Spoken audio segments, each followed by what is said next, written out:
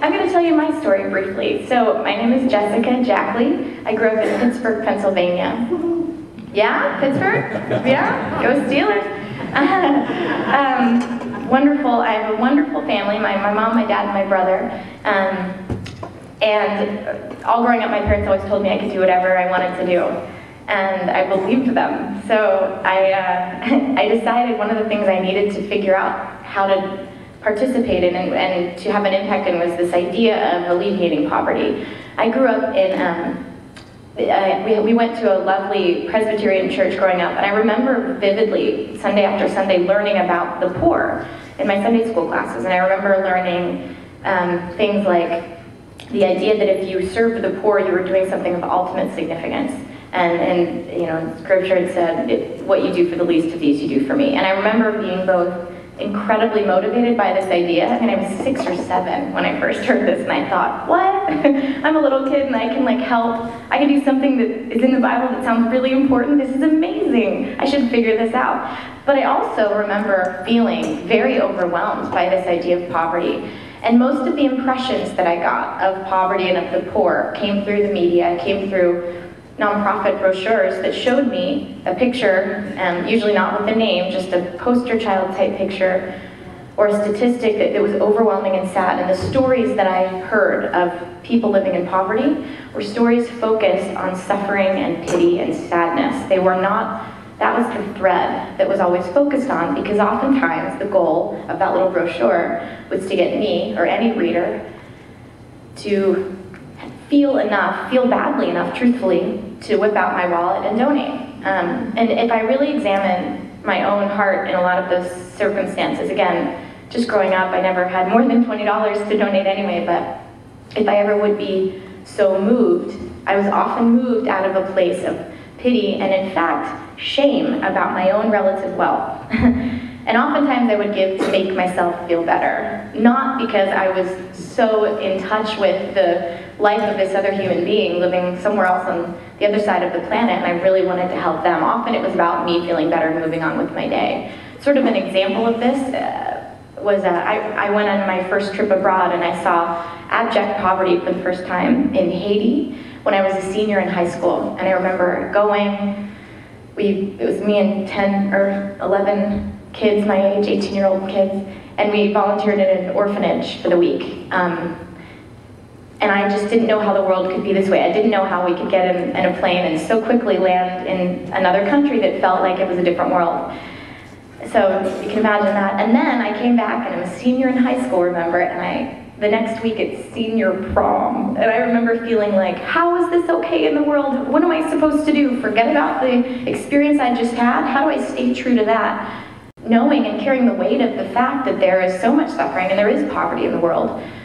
Then what am I supposed to do? Go out and spend a few $100s on a night of fun? And I didn't know how to make sense of the world. So I was freaking out a lot throughout my teenage years and early adulthood, trying to figure out, how do I balance these two worlds? The fact that I lived in a middle-class home, but relatively so privileged, and there's so much suffering in the world. So I didn't know what to do with it. And I think many of us can feel paralyzed that way, so I often just bring that up because I know I felt stuck along the way as to knowing what to do. So fast forward a bit, I ended up basically not knowing how to engage, how to get involved, how to do something that felt meaningful and significant to alleviate poverty. I volunteered a lot. I lived in a home for teen moms once while I was working at Stanford. I was working in this amazing institution called the Center for Social Innovation. And I'd go to work every day and hear about all these theories of change and business skills interacting with the social sector to create positive impact and all this language.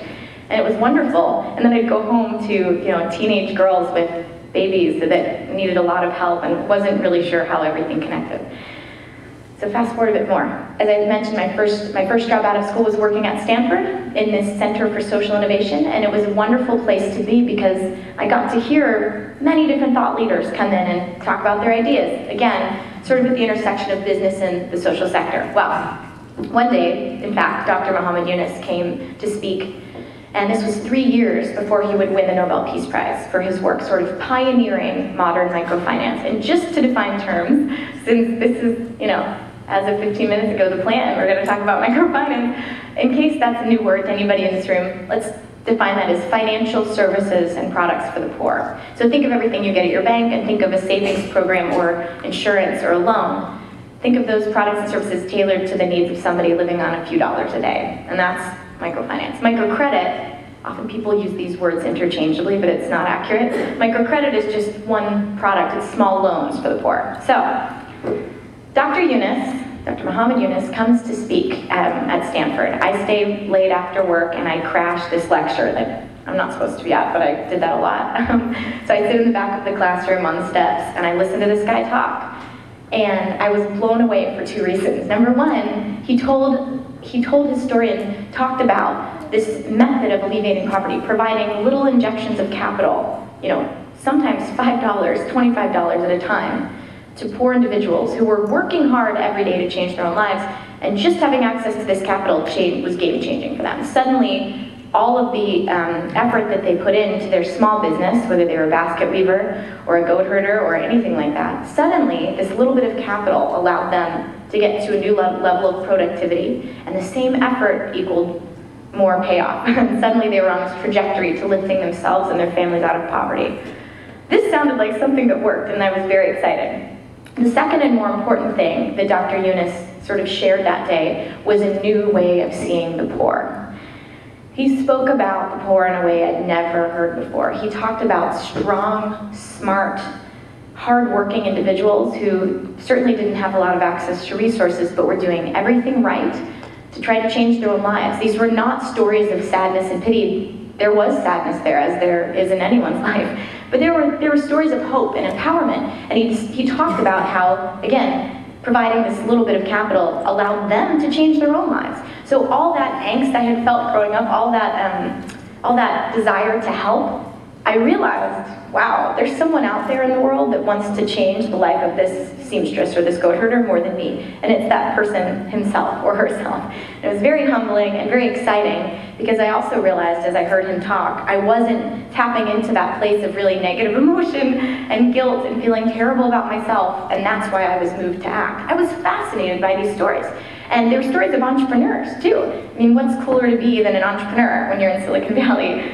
It was amazing. So, this is not a prescriptive story, by the way, this is just what I happened to do in my life. So, I quit my job very naively and moved to East Africa to learn more about this.